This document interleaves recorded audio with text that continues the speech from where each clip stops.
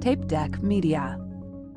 Hi there, I am Kelly Zemnickas, and I am the host of a brand new podcast called Holler and Wine. I'm a stand-up comedian, I'm a documentary filmmaker, and I genuinely love talking to people. And despite the fact that I do not care for the sound of my own voice, I've got a podcast now. So please come join us. We're going to have really good conversations. We're going to talk about cocktails, and I am going to give my guests a tarot card reading because why not? So join us on Holler and Wine. Hope to see you soon. Well, it's a podcast, so it's hear you soon? That sounds weird. Welcome to Hosstown. I'm Taylor Ruddle. I'm Matt Lilly. We are the Mayors of Hosstown. Let's start the show. Hello, welcome back to Hosstown. My name is Taylor. I'm Matt.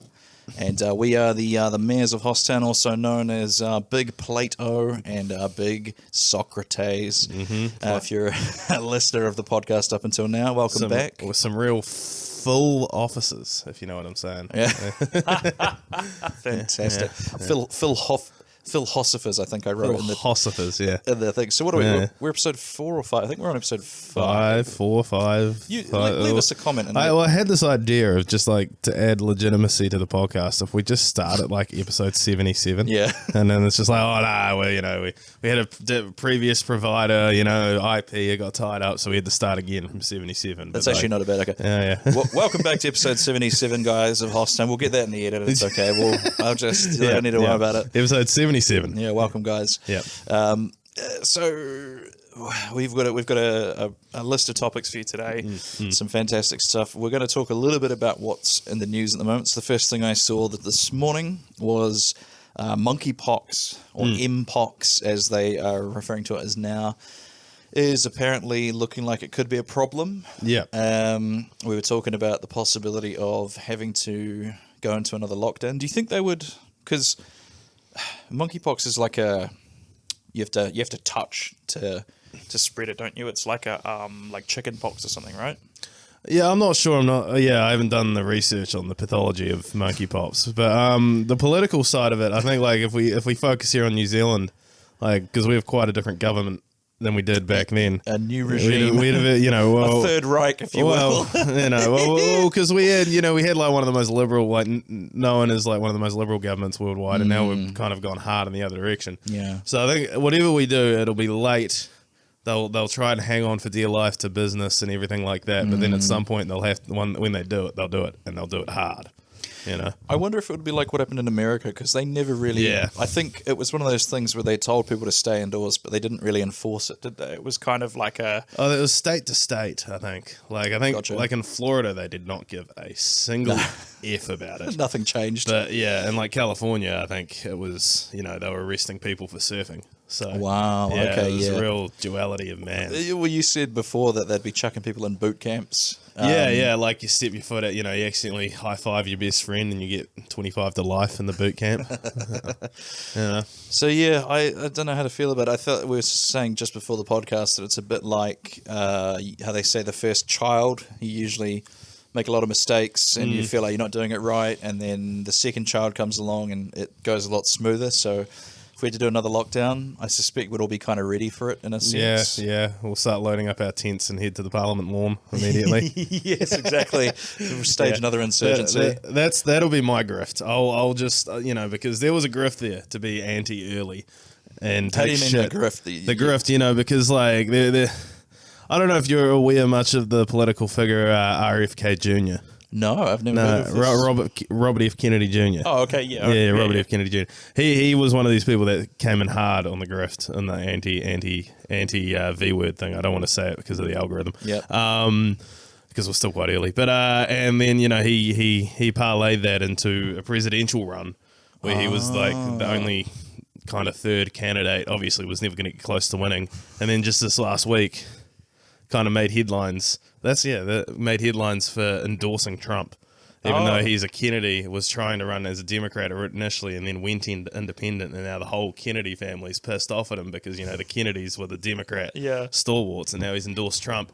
And even actually, this is actually for those conspiracy minded out there. This was the stuff that tickled We're leaning me. in. You see Yeah, how this is he got it's not that I'm like, again, not pro, we covered that in the last episode, but Trump said that if he wins, he's going to create a new department like that specifically designated to investigate assassinations, and he was going to put RFK Jr. ahead of it, essentially to release the rest of the JFK files and the RFK files, and then investigate the attempt on his one a month ago.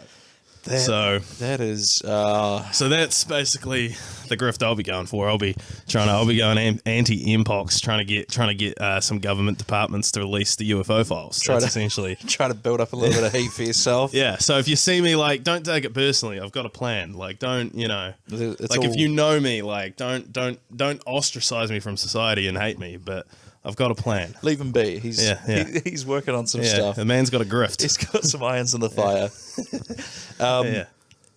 That's. I don't know what I'll do. My life changes very little when we're in lockdown. Like, I don't tend to go outside that much, anyways. So, if we have another one, then you're gonna see a lot more podcasts. I think we've said that before. I'll start streaming, but I'll start trying to stream weird. Like, I'll just get into gaming as a complete noob.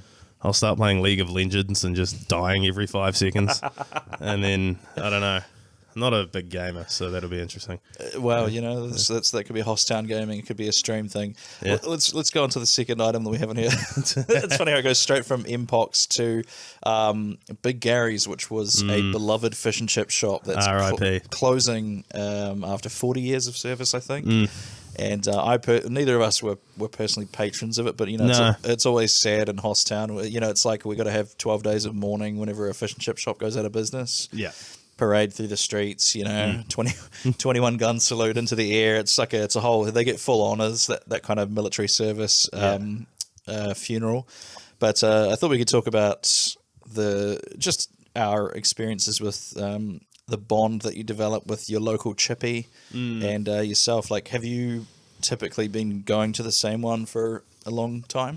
Well, it kind of depends. Like, when you move, you kind of have to find a new one. Yeah, is the problem. Yeah, like there was one I used to, if you know the Christchurch geography, I used to live like Dallington kind of area, and there's one. What is Dallington next to? Near the Palms. Oh yeah, kind of between the Palms and the river. Yeah, kind of area. And there's one there. If you're in the area, it's called the North Avon Fish Fry, and it's like right at the top of Stanmore Road, and it was legendary.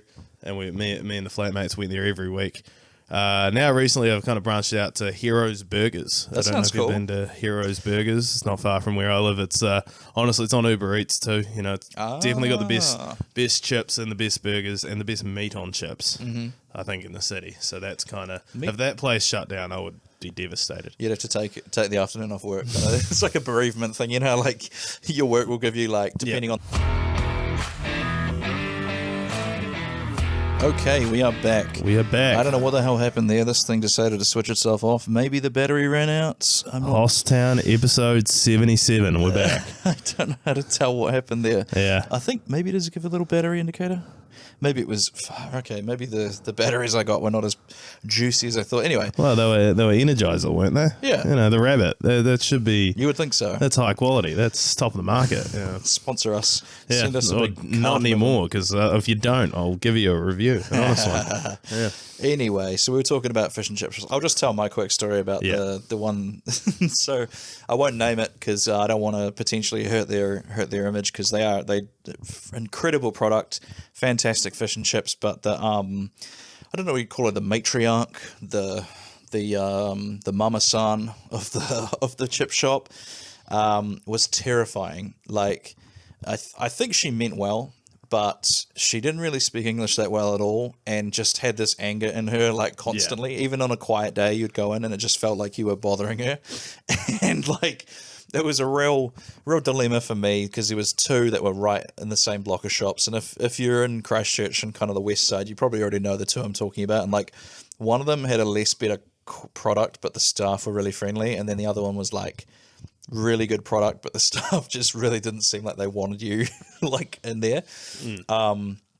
So that would quite often be the trade-off. Is I many times thought, like, oh man, I'd love to go to the good ones quality, but then just thought I don't have it in me to to go through that. So I don't really have a point to that. Yeah, it's kind of an interesting economic case there because two fish and chip shops in the same block of shops. I always wondered what their relationship was to each other. Yeah. Like if they even acknowledged each other or if they just kind of went about their business. Well, it makes me it makes me think because there's so many fish and chip shops. How many of them are just fronts for money laundering? Well, that's a very common theory that these places are, like they've got something going on. Cash business. Yeah, kind of. Yeah, I suppose you could just put money in the pokies these days, but yeah, it's Anyway, I'm not accusing anybody of any crimes. I'm just saying if you were going to money launder a fish and chip shop's not the bad way to go. Yeah, no, I think that would be.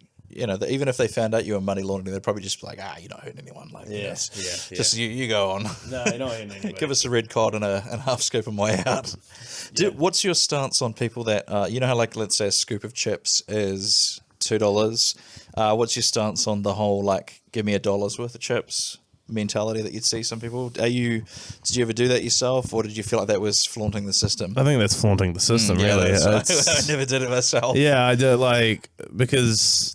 people just don't understand inflation. You're going to get less and less chips over time. Yeah, exactly. I want a standard variation of chips. It's just like a scoop is a physical measurement. Yeah. That being said, though, it feels like there's no industry standard scoop measurement. No, because they're all over the show. Well, I think the basket that they, it's just meant to be a full basket that they put in the fryer with chips. That would make sense. But then I think some fish and chip shops are just like, the full basket's like where it's 3/4 full. Yeah. And others where it's up to the brim. Yeah. And it's just... That's what I found so baffling. I've done 2 shifts as a bartender, hated it, did not enjoy it at all.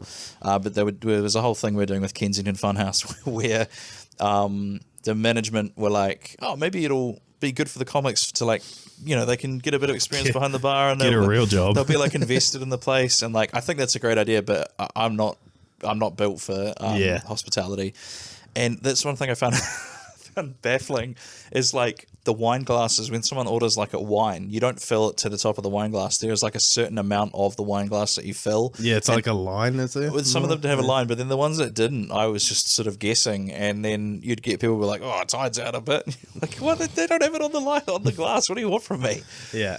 I remember one time a comic asked me for I think it was like what is brown liquor, like whiskey or something? Yeah. Again, I don't drink, so that was another reason it was kind of mad that I was trying to be a bartender. And someone asked me for like a whiskey or something, and I took out like one of the small glasses and just filled it to the brim with whiskey. And went, here you go. Only to later find out you're only supposed to put like those metal things, like those, you always see bartenders flipping them around. Yeah. Those, that's how much, and then the rest of it was meant to be mixer or something. Oh, like did you that. fill up like a whiskey glass? Like Yeah. that, man? That's like, The whole thing. jeez, that's like 5. That's like five shots worth. Jeez. Yeah, No, you should be a bartender, is what it sounds like. yeah, I'm a bartender of the people, man. Like I give people what they want. Yeah. But that was from ignorance. Once someone, the comic even went, oh shit, or something when I did it. And then later on another one came out and was like, can I get a whiskey like that? I was like, no, you should have never told me that anything was amiss, because then I would have kept doing it. But they corrected me, and then I was like, well, I'm not just gonna, like, it was ignorance, but I'm not gonna do anything. Sounds like you could have done with some training. You would think so, right? I think I did get some instruction, but I think it was very much a learn on the fly kind of thing. Yeah. The problem is a host isn't normally behind the bar, though, on the other side of the bar. It's not my natural habitat. No, so, a host should be the guy at the end of the bar, just, like Cheers. Yes, just exactly. there all day. Exactly like Cheers. Yeah. So let's get into the meat of what we're going to talk about today. As we felt like we'd call this episode Fumbles, fuck ups and failure. That's just alliterated. Or just raw mistakes. That could be you entered the Raw competition 2024, I understand, and you didn't have a great time. Well, my set went well. Yeah. The set went well. Well, yeah, we'll start at the, we'll go to the start. So there's a competition in New Zealand and Australian comedy too, but New Zealand comedy in particular as well, called the Raw Comedy Competition. It's loosely meant to be for people like 3 years and under or something, but very loose on that. Well, it used to be 2, but now they've put it to 4. So. Yeah, 4. Yeah. I don't know what's going on there. I don't. Yeah. I'll be able to enter it in about 3 years' time. Okay. Yeah. Watch out, Raw. I'm coming for you. Exactly. But anyway, so we had the Raw comp. There was like 11 people in it, and at the start of the night, because it's a competition, there was a random draw of everybody's number. You just pull a number out of the hat, 1 to 11. I got number 11. So Headliner. I was headline credits. I was headline credits. I was headline. No, actually, because they had last year's winner Vic do a set after the last person to give the judges like 10 minutes to figure out the winners. But anyway, so because of that, like for the whole first half of the show, I was out in the smokers area. I was talking to shout out Tim Kelly because he was on the door. He was looking at the door. Big fan of Tim. Yeah, big fan of Tim. I was chatting to him, just trying to not watch the show, get too nervous. Ease the nerves. Went for a walk, put my headphones in at one point. So point of that is I didn't even watch the first half of the show. So when it comes to do my set, do my thing, gave myself a 7 out of 10. Nice. Good Hoss performance, I think. Some punchlines landed, some others didn't. Kind of standard as it goes. Yeah. And then came the time at the end of the night for the host to, in his tight leotard and terrible Mexican accent, to read out. Let's actually clarify what you meant by that. That wasn't just a racist saying there.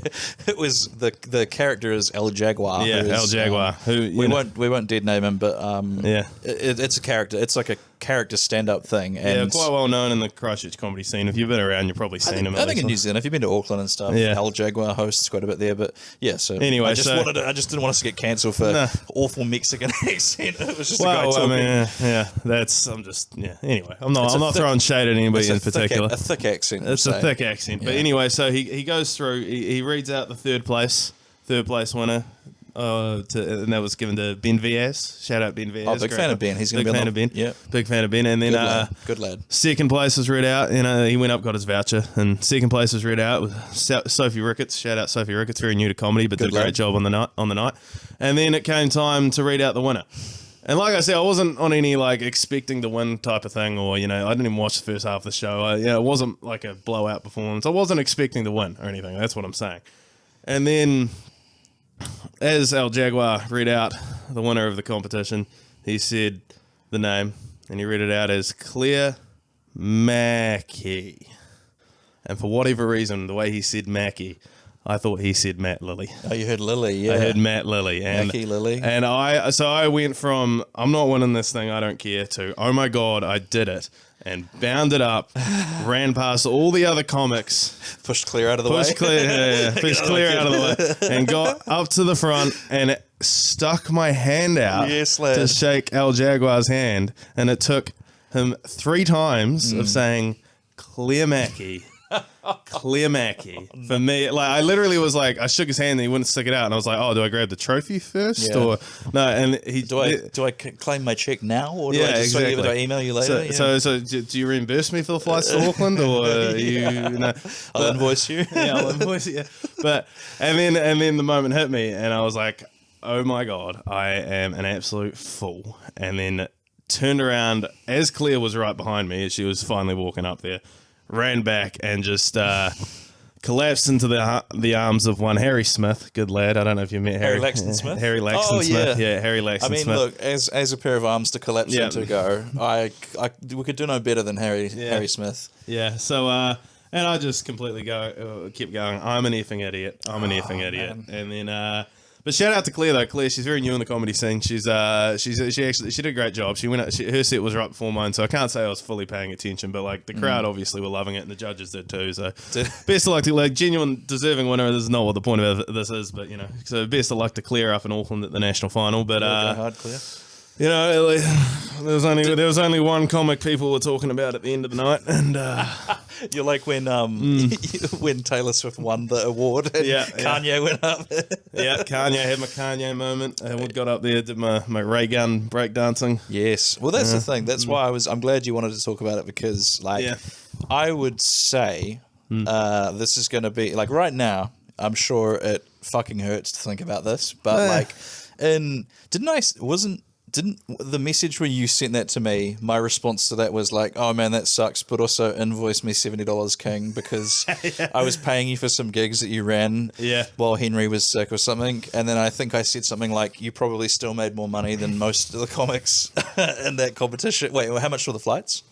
I don't know. Flights to Auckland. Flights to Auckland. Like, okay, no, don't worry about that. Yeah. You made some money from comedy. I've made some. Yeah, I'm in the black. I think Yeah, for exactly. the year. You're Like in I think the I'm black. That's all we can- $50 positive for the last 3 months. Yes. Yeah, But that's the thing, like, I imagine, when we're up to episode 130 episodes, when we get to episode 100 of Hosstown, I imagine you'll probably look back on it and laugh. I already am. And I think it'll be a fun little footnote in your, when someone's editing your Wikipedia page in 10 years or something. Yeah, well, I'm still expecting a comedian to introduce me as your Canterbury Raw went. Oh, no, he wasn't actually. Man. Yeah. Well, here's the thing, man. Yeah, I'm, I feel like you should have won, and I'm starting a hashtag, not my Raw winner.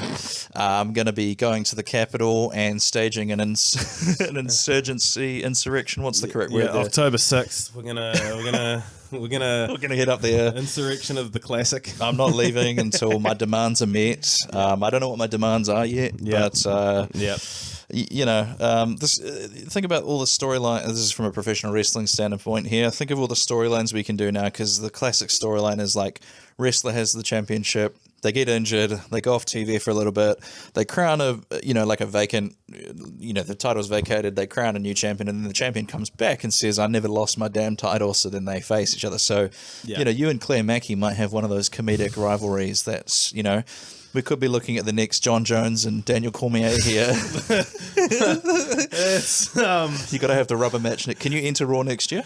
maybe, I don't know. They keep extending it. So Yeah, fuck mate, it. No, fuck it. I'm going to enter Raw next year. Yeah, I'm coming for you, Raw. yeah.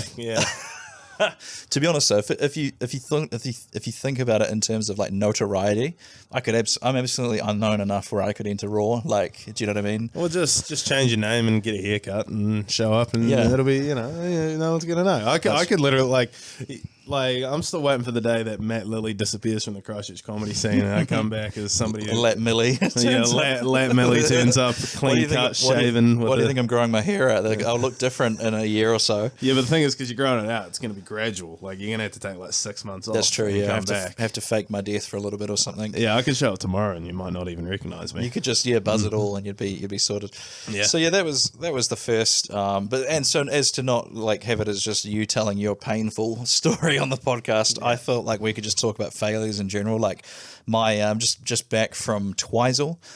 What is it? Last weekend, as of the time of this recording. I should also say another failure. We've missed the upload for Hosstown. It was meant to go up a couple of weeks ago, so I apologise to the 3 subscribers, 2 of which I think are us. Apologies for missing that, but I was very busy and very tired when I got back from Auckland after getting stuck at the airport for like 14 hours. So here we are. That's another failure to add to the list. Twizel, just got back. First gig was bloody brilliant, and that was the one that was not organised by me. That was a Beats by Bingo event, full house, 70 or 80 people. Great night, great little night. I think we're going to try and run a stand-up night in that venue. Very cool.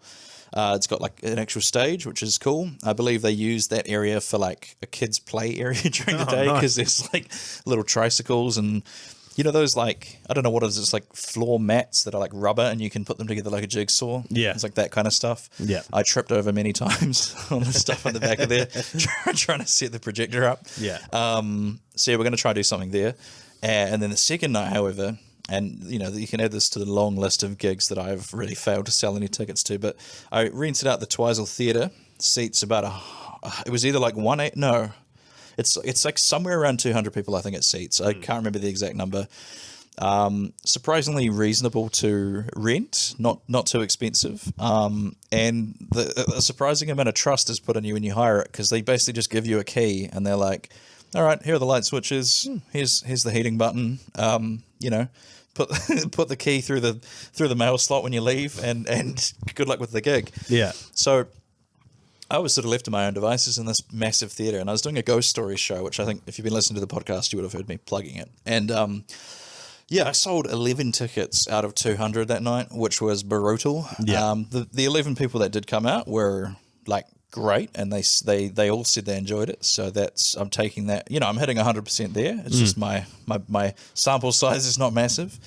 Yeah. One of the guys suggested that I could do it by candlelight next time, which I think is a great idea. I'm going to get some I think there's a thing with like fire hazards, so I don't think I'll be able to use real candles, but I'm going to go on like Temu or whatever and find some atmospheric candles.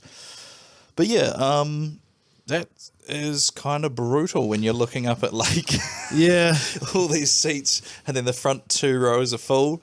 Not an amazing feeling as a performer, but at the same time, I also did learn that promoting in a small town is a different animal. Like, you kind of need boots on the ground in the town. So like next time I go there, I think I've got a strategy to promote it. But yeah, so we both had a rough couple of weeks. Yeah, Twizel was an interesting. It's a real. You spend a lot of time there. I used to, because it's a big rowing town. It's like the rowing mecca of the South Island. Lake Ruatanapa is they host the nationals in Mardi Cup every second year, which is the 2 big rowing regattas. So I spent a lot of time down there, and it's an interesting place outside of that, because like it's very like it's the kind of town that you probably drove through and thought, damn, this place is bigger than I thought it was. Like, there's quite a few houses here. Kind of, yeah. Yeah, but 80% of those are empty year round. Like, they're all, most of them are holiday homes. Like, so that's part of the problem. You probably went there in August because it's not like there's not many ski fields or anything around there either. So it's not a big like ski resort town. It's very much summer is when it's bussing. So like, I think that would be part of it, because it's a big holiday. Like, if you went there like December, January, and try to get that theatre, like they'll probably book it out. A lot of other events, but summer would be the place to go there. Because also, if you could do something like, they got one big event, the Twizel Salmon and Wine Festival. It's usually end of January, early February every year. Absolutely goes off, because they're big on their salmon down there. They've got a lot of salmon farms. I did notice that. There's a couple of salmon farms there. So. Yeah, that's the thing about Twizel. It's a weird town. And with small towns, that's the thing. You kind of...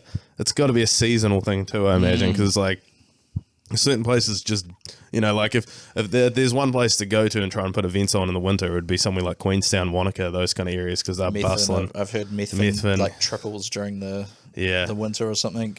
But yeah, Twizel's more of a summer destination. Yeah, so. Well, put it this way. It wasn't exactly my choice to do it in winter. It was just like, I thought, let's make hay while the sun shines, like while I'm in town for the other gig. Yeah. But in hindsight, probably not the smartest decision on my part. But I mean, you know, a couple of people asked me about the podcast afterwards. So if you're listening, hello, welcome. Nice to see you again. How you doing? But yeah, no, I think we'll be back. I've been attempting to put on a gig in Hamner Springs for the last, I don't know. I've had a couple of venues that seemed sort of keen, but then it ghosted me in the end. So again, I need to figure out how to get one of them going. I think the move we're going to do is just going to hire the Memorial Hall. The good thing about council venues is they can say no, but they don't tend to say no. Yeah. Whereas like bars and stuff, you kind of need to like get them to buy into it. So, but yeah, keep your eyes peeled on the Can Do Comedy page, I guess. You actually started one recently. MLM marketing. Yeah, MLM comedy. We're taking comedy to the top, one multi-level marketing scheme at a time.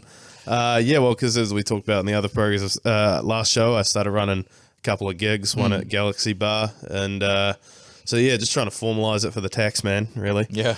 That's essentially what we're doing. Are you in what are they called, an LCL or whatever now? Have you registered that? I haven't got that far yet. No, I've got business cards made. Actually, I got to go pick those up.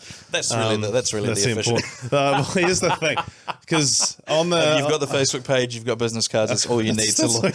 You're basically a business. It's a business. It's literally the two things I've done.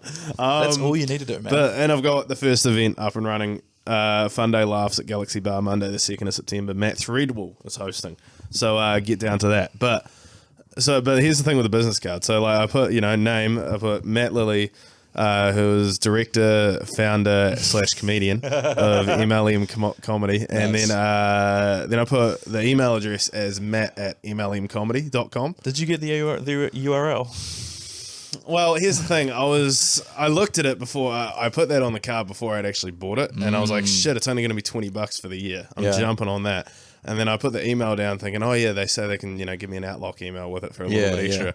And then the little bit extra was actually like $70 a year. Yeah, it's not just cheap, an email. And I was like, is that really worth it? But then I already sent through the order for the business card, so I think I have to do it now. Oh man, you shanghaied yourself into that, didn't you? I've got the mlmcomedy.com, but I'm trying to figure out a cheap way if I go through like some budget as dodgy email server to just make it mad and email him comedy. I'm sure there's a way. Yeah, there'll be a way. There'll be Or a I could just make a Proton mail. I don't know. Hotmail. Yeah, Hotmail. I'm running Hotmail still for some of my stuff. I love when you see a tradesman's like, like it's like letter painting, decorating, or whatever. Yeah. And on their sign writing for their car, it has like, Big Jimbo 1974 at hotmail.com as the official work email, and then just the guy's personal cell phone number on the side of it. Yeah.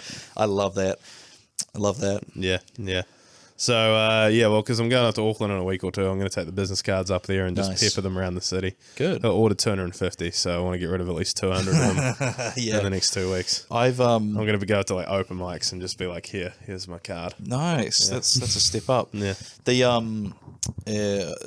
I've often toyed with the idea of stickers, getting stickers, because like I don't know exactly the legality of putting stickers on public things, but you tend to see certain, like there's a rain pipe thing in town that's covered in them, and I think after a certain point it's just like, well, that's the designated put your stickers here thing. Yeah. But I don't know, like, is it illegal to put stickers on public stuff? I think it is. I remember looking this up like a few months ago when I was first trying to run a gig, just like, what's the legality? It's called bill sticking. Yeah. And it's, I think you can get like a $500 fine, essentially, if you do it. But I don't think it's very, because people just don't, who's looking at a poster these days on, Yeah, that's true. It's... We did recently get the URL for roddlemithus.com, so I've got an actual website now, which is tight. Yeah. Are you going to make a website for MLM? Yes, I'll get MLM comedy going. Well, I kind of had a broader idea because it's MLM for Matt Lilly Media. I kind of was like, let's, obviously we run comedy events, but kind of just branch out a little bit. I kind of want to get a sketch thing going. I got a few sketch ideas. Nice. And the main idea I had, I'll put this out there for the whole world to see, but to have like an MLM comedy boardroom and just have like a running cast of characters, and because you've been to my house, I got the big CEO desk there. Yeah, you do. Just I could just fashion the whole lounge just to be like a big boardroom, and I had an idea of, say the first skit I had is say Matt Threadwell's there with his shitty blazer on with the big placard, and he's pitching an idea to the board. Yeah. And then because I've already employed Georgia West Cahill as the creative director for MLM Comedy. Nice. I'm the director / founder / comedian. And then I've just got roaming characters that are just other local comics that are, and just I'm rotating them in and out, and then it's just, but then at the end of it, the idea of the sketch is to promote a gig. So and then that's cool. I don't know. That's kind of the first idea. I might never do it, but I've put it out there so you've someone put it can out to the steal universe now, so you kind of have to. Yeah, That's I how do. these things work. You talk about something, and then now you've got to go and actually make it happen. Yes, That's cool, man. I like the I like it that it has a kind of like a theme, you're running it like an actual corporation, which is very fun. So I want to do multi, but buy 3 tickets, get 5 kind of thing, refer a friend, get a free ticket, just scam it up, really pyramid scheme it up. Really pyramid scheme it up. Just pyramid scheme to the top. And then, because, and then when I get prosecuted for shady business practices, no one will be surprised. No. So it was in plain as day, Yeah, exactly. Let's go through another couple of things on the list here. So, do you remember? You do remember the first time you bombed? Sadly, yes, I do remember the first time I bombed. Do you want me to tell the story? Well, just talk about how early in it happened and what was going through your head when it happened. It was the second time I ever got on stage, second open mic I ever did, and the problem was the first one went too well. The first one went really well. I could see all my dreams within grasp. I made people laugh for the first time getting on stage. I was like, God damn, this comedy shit's easy. And then I thought I could just go on there and just wax poetic about my sick granddad and just how he is very creepy around my sister and thinking that would be funny, but it just made everybody uncomfortable and it didn't even really have a punchline. I can imagine it would. And it was also just because it was two sides of it. It was ooh, we don't want to hear about that, and your poor granddad, fuck's sake, he's nearly 80. He's been creepy. Yeah, but he's trying to kiss my sister on the mouth. So. No. But, and then, I bombed, didn't get a single laugh in the 5 minutes I was up there, got off stage, just completely wrecked. And then, shout out Big Jimmy Smalls, he was there. He was there. Jimmy. First time meeting him that night. And he did his best to console me, but kind of just, the one thing I remember him saying is just you need punchlines. You need some more punchlines. And I was just You just get, he had a good stage presence, is what I was told, even though I could feel my leg uncontrollably shaking the whole time I was on stage. But I got told I had a good stage presence. So Nice. that was one of those moments where I was like, oh, okay. I felt incredibly nervous, but they couldn't really tell. So, Yeah, that's right. I always forget because it's been so long since I've felt that dread and nerves. I still remember in the early days the dread before going up and thinking like, why am I doing this to myself? Like the roller coaster that you feel of like the dread leading up to it, followed by like the elation of like, oh man, it all worked. That's how dead I am inside. I haven't felt that in years, but I've actually kind of got a little shock because I go straight to the joy now. Like I don't feel, the only dread I get is like right when the MC is like, okay, the next act up is whatever. I feel a little bit of that sort of like, oh, here we go. But then, God, I hate it when the MC goes, all right, so we're going to get your next comic up. And then they just keep going and keep talking. And I'm just like, get on with it. It's like, so your first one went quite well. Second one, not so great. Yeah. Did you get on stage straight away after that again? Or did you give yourself a little bit of... Maybe like 2 weeks. Yeah. I wanted to get the taste out of the taste out of my mouth. I started writing after that point. That was when I realized, I've actually got to plan stuff. Gotcha. Yeah. It is really common, I've heard, is like people's first time goes really well and then their second time is like really quickly like a reality check. Or like me, I think my first 6 months to a year went like okay. Do you know what I mean? It wasn't like I didn't crush on my first time, and then I didn't really crush until like probably 3 years in or something. But like I had pretty steady, like it was all right. Yeah. But then I remember my first bomb was we'd just done this sort of comedy course with a guy called Jamie from Hong Kong Comedy Club. What are they called? Takeout Comedy in Hong Kong. He flew over to Japan and did like a workshop with us, and he opened up by kind of being like. He said, like, talk about stuff that only you can talk about, because especially in a place like Japan where everybody's from different parts of the world, we had like a South American guy, we had a California Latina girl, we had a couple of Brits, we had an Icelandic guy, we had me, so like we all had different stuff to talk about, and so first 3 or 4 jokes of mine were like just hacky New Zealand, like, oh, sheep, sheep fucker, that kind of thing, something about, I don't know. It was all hack shit. I don't want to remember, but like it did all right to people that like weren't from New Zealand. And then the first time I bombed was when a bunch of Australians were in the crowd. So to them, all that stuff was real hack. Yeah. And so they were just like, the first couple didn't work. I remember being like, oh, I'm actually bombing, and I was like, wow, this doesn't feel nice at all. Like I remember just being like, oh. I don't like how this feels. Yeah. And then I've got a video of it. I still haven't, in probably like 8-9 years, I have not been able to watch it back again. Yeah. And maybe I will someday. Maybe we can watch it on the show. I think I still have it. I have my second ever time on stage, recorded.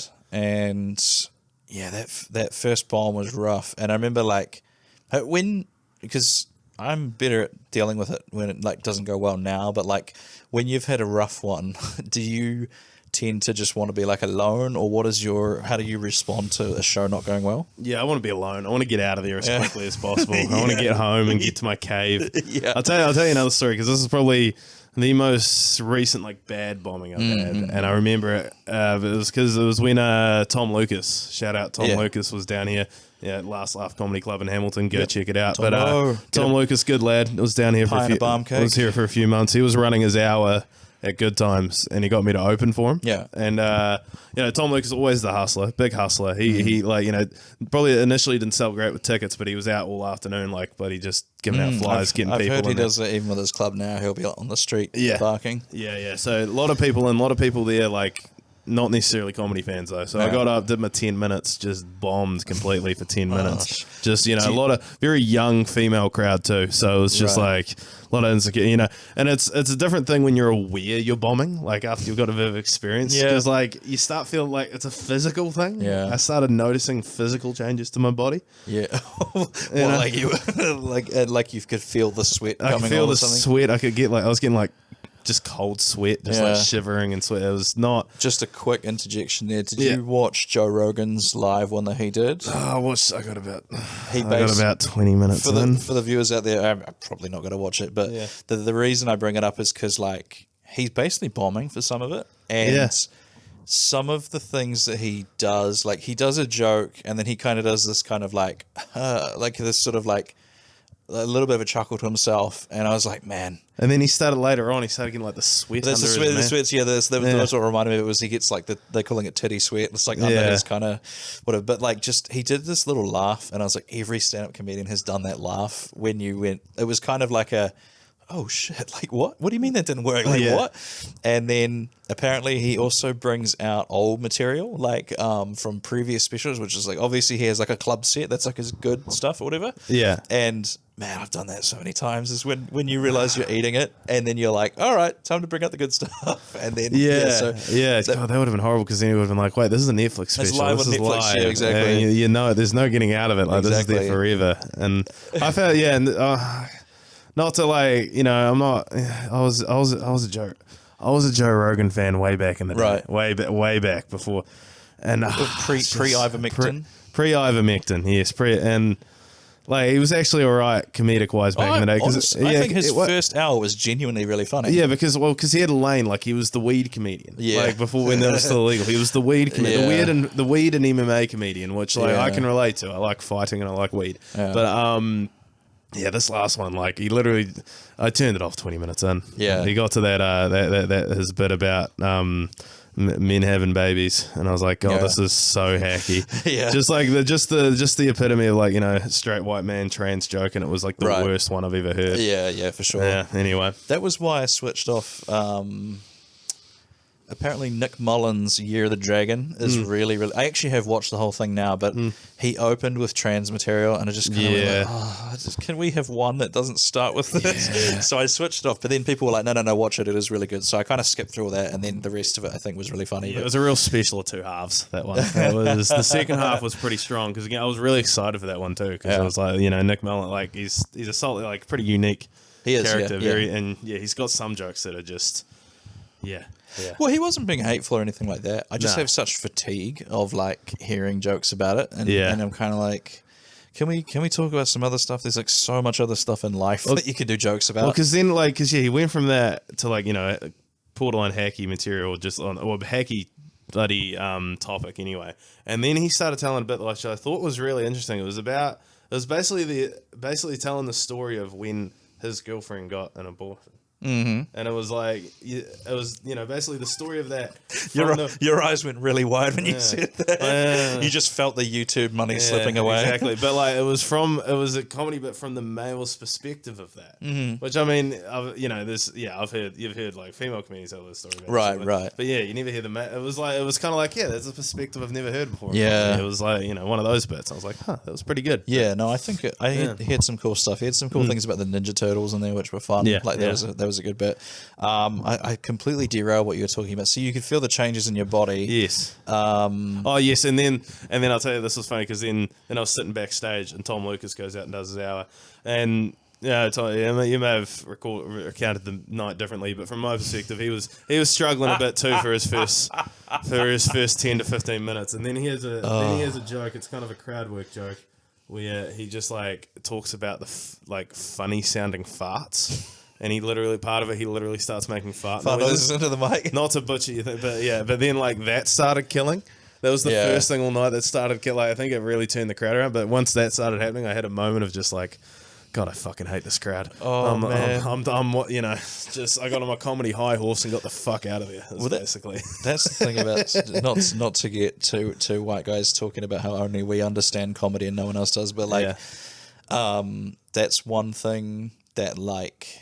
I have to often remind myself is that like the average person is not, you know, if you hear like a premise or something and you're just like, oh, it's been done to death. It's so hack. It's whatever. Yeah. But like to the average person, like who isn't watching comedy like most days of their life, it's like fresh and hilarious or whatever. So, and even this Twizel trip, I had to. To be honest, for all comedians and people who want to be entertainers and stuff, keep this in mind. You're pretty much still going to be at the mercy of people's lives having to go on regardless of your event. Because, like, one of the things that people twice have told me about the thing was that there was a school disco on the same night as my show. And I sort of started thinking to myself, like, it would be great to be, like, famous or at least well-known enough that, like, people will go out of their way to come and see you. Do you know what I mean? Like, you're the reason you fuck up the school disco. Big League, the school disco. Sorry, guys. kids. The school disco's cut because we can't get parental help because they're all at Taylor Runnels show. All the dads are coming to watch me tell one-liners. Yeah. That's the dream. I want to fuck up a school disco. I want to ruin those kids' childhoods. I want to stop them from awkwardly grinding on each other. Yeah, the chicken dance, exactly. all that stuff. But that's what I mean is, like, is with, you know, to those people in that crowd who maybe weren't in the mood for, like, proper intellectual kind of jokes, them just being like, oh, there's a guy making fart sounds into a microphone. Like, that's just what I needed to, like, and so one thing for a creative to remember is that, like, everyone in the crowd, like, they have had a whole day before they come out and see you. Do you know what I mean? Like, they have probably not enjoyed it for the most part at work. Yeah.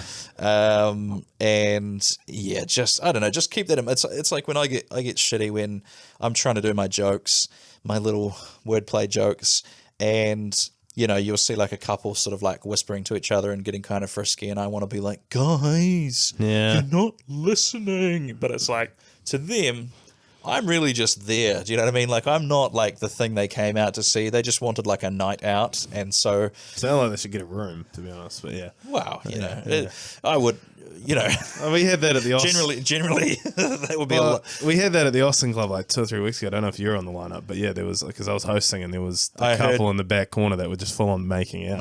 Yeah. So that's something about the Austin Club, man. It makes people, it's a natural aphrodisiac. Yeah. But because it's underground, you know what I mean? It feels secret, and it feels like you're, you know, like in a clubhouse or something. Yeah. So I would imagine that's why people get a little cozy with each other, let's just say. Yeah, exactly. Well, what are we up to now? Yeah. So 40 minutes now. Do you want to talk about Fringe? That could be another failure that we could talk about. Well, yeah, because maybe close on Fringe. Close on Fringe. Well, I just brought up the idea of, you know, floating some Fringe show ideas to you about potentially doing them next year, because what we've got in the South Island is Nelson Fringe and Dunedin Fringe, the two big ones. But I mean, you did both of those last year. Yeah. So earlier this year. And I would say we could probably count those as not a failure as such. I'd say I definitely fumbled the Dunedin Fringe and didn't do as well as I wanted to for the Nelson Fringe. I did okay in the end. Like,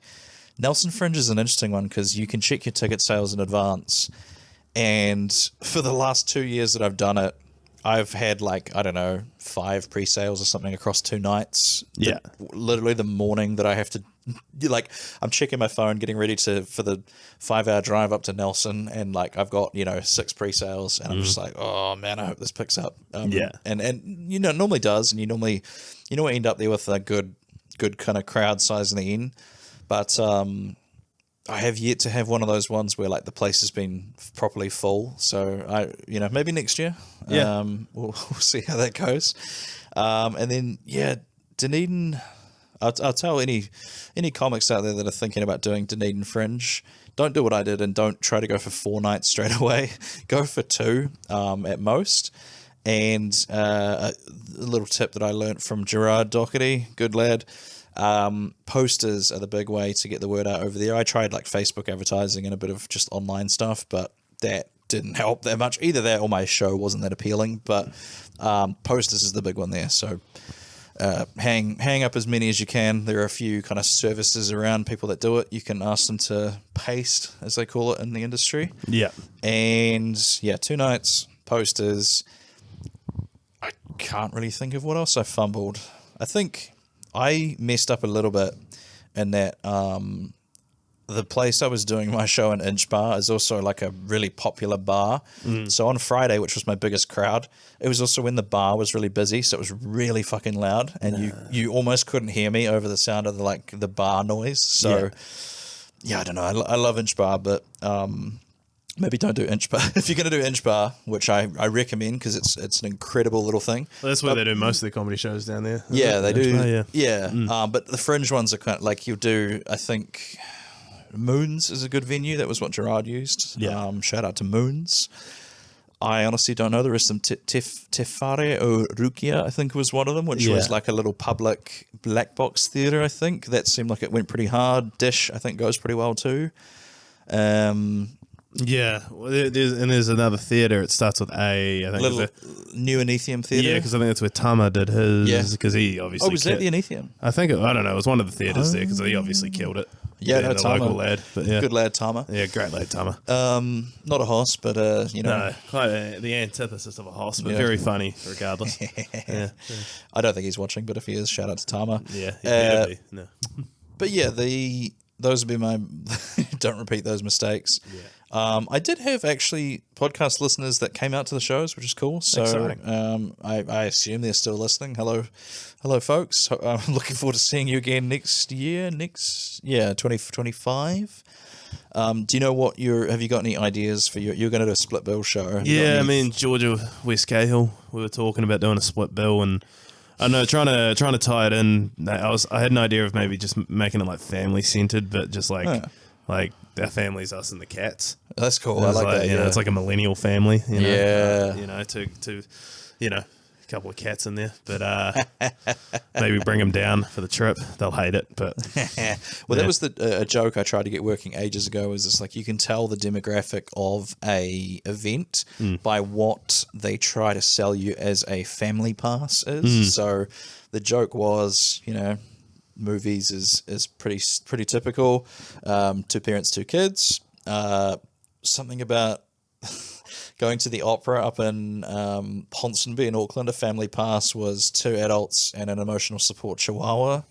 And then I went to the wrestling, and the family pass was like 1 child and 4 children or something, I think was the gag, which is a real thing I saw. yeah.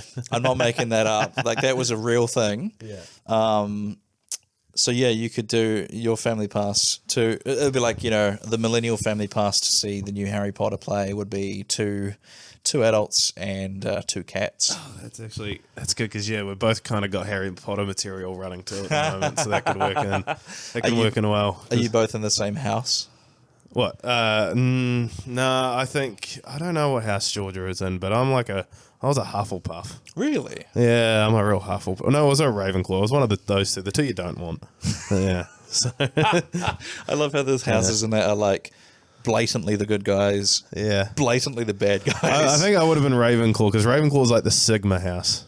Like just the grind, keep to yourself, but grind in the background. The Hufflepuff's like the creative, sort of, and then Slytherin's like the dark ones, and then Gryffindor's like the brave heroes. Yeah. So. I've heard that. I've heard it's so fascinating the way that our generation is like added stuff to that wasn't, you know what I mean? Like they've really fleshed out those houses and what the personality traits are, but like, well, because no one's going to ask the author for no, I don't think we want to know what she thinks. Everybody's sick of her opinions. Yeah, that's right. Joe will take it from here. Thanks. Just don't worry. You go to your rally. Yeah. Well, to be fair, I don't know if I had a house. Hagrid wasn't really in a house. So Was he not? no, he was. Well, I don't know. They never talked about the house he was in. Was he even a student there at one point? He might have been. I think he got expelled. Did he? I wonder. So Oh, he should have been fired for the way he was hanging around those kids. yeah, in today's age, that wouldn't be tolaerated. No. So yeah, you're Ravenclaw Sigma, bro. What about Georgia? I feel like she'd be Hufflepuff. She'd probably be Hufflepuff. feels Well, like a sort of friend to nature. Yeah. I don't know anything else about Hufflepuff. They like food. Is it a thing? I don't know. I never read the books. I watched the movies. Like, this is about as long as I want to talk about Harry Potter, to be honest. I almost want to go anti-Harry Potter in the marketing, because that's kind of what because we both have Harry Potter jokes and they're quite anti the Harry Potter thing. Because it's like, there is a culture to that where it's like, okay, we get it. You're magical. You lived under your stairs. and your parents didn't understand you. We get it. Yeah. I sort of think that was like Harry Potter's basically the trust fund kid. Like his parents left him a a ton of money. He just wants to become like the equivalent of a cop in the, in the thing. So he's just, this is like a frat boy who goes on to become a cop. What was I going to say next? It's almost kind of the thing that Zoomers roast the millennial generation about. It's like everything's Harry Potter. That seems to be their main. Apparently socks as well. I don't know what the hell. Yeah, like the colourful socks, the quirky socks. It's like ankle socks or like high socks, I think. Apparently if you wear ankle socks, that's like a millennial giveaway. But like right now I'm wearing tall socks, so that falls apart pretty quick. Yeah, so am I. What are you going to do now, Zoomers? Couple millennials over here. Well, actually, I'm on the cusp. I'm a cusp. Are you really? I'm a millennial. It's like, I think 97. If you're born after 97, and I was born in 96. So to be honest, I'm pretty close to that, and I was 92, so 5 years. Yeah, so maybe that's it then. I don't know. But whenever something like that comes up, I'm like I didn't care about being cool when I was your age. Like, you can't hurt me. It's like Bane, you know what I mean? Like, what does he say? You think the darkness is your ally? Like, I didn't see the light till I was already a man. Like, that's me. I've never known what it's like to feel cool. So take your shots, fellas. You can't hurt me. Yeah, you can't hurt the horse. Can't hurt the horse. Should we end it there? Yeah, we should. Let's get the plugs in. So, social media, where can they find you? Yeah, Matt Lilly 9, Matt Lilly Comedian on Facebook. Matt Lilly 9 on Instagram. I just said Matt Lilly 9. Matt Lilly 9 on Instagram. MLM Comedy, MLMcomedy.com. Fun Day Laughs, Monday, 2nd of September, Galaxy Bar. And I'm coming to Auckland. I'll be in Auckland from the 5th to the 8th of September. So come to those if you're in Auckland. Hell yeah. As for me, Taylor Ruddle Comedy on all the platforms. Go to the YouTube page. What have I got up there? Go watch my vlog, I guess. That was the last thing I uploaded. Go to ruddlemethus.com to check out the website for this podcast, which you're listening to now. New spanking website. Leave us a review. 5 stars would be much appreciated. And just, tell a friend if you enjoyed it. So thanks for hanging out, Matt. We'll see you next time, I guess. And peace. Don't drop my fucking mic. Thanks for listening to Hosstown. Don't forget to share the episode and leave a review on your favorite podcatcher. See you next month. We'll see you then. This has been a Tape Deck Media production.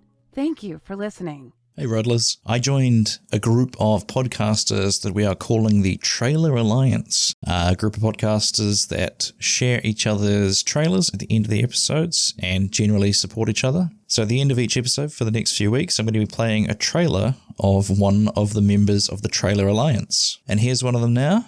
I hope you like it. Top of the day, everyone. I'm Nisha. And I'm Buddha Badass. And we're the hosts of Hot Garbage True Crime Edition. Do you guys like true crime? I really don't. I feel like you force me on this show every freaking time I come here. Do you guys enjoy listening to victims and murderers and grotesque stuff? People that are sick in the freaking head, that's who likes it. That's who likes it. Well, if you like that kind of stuff, then you should totally check us out. I mean, every single Thursday, we drop the most hottest cases, and we have fun while doing it. You drop the most hottest cases? You drop murder and death. Kill. How many people can actually say that they have fun while listening to a true crime podcast? And I feel like that's what we do here. So you're just not going to listen to me now? I'm just going to say this and you're not going to listen to me? And you know what? Our listeners are not just our listeners, but they're our friends and our trash pandas. We love you guys. They're a lot, and I will agree to that part, but I'm still just mad at you for just not talking to me. They're paying you this well to say all this. So check out Hot Garbage on Spotify, Apple Podcasts, anywhere that you listen to podcasts. Check us out every single Thursday. A new episode drops. I officially hate this commercial. On some real.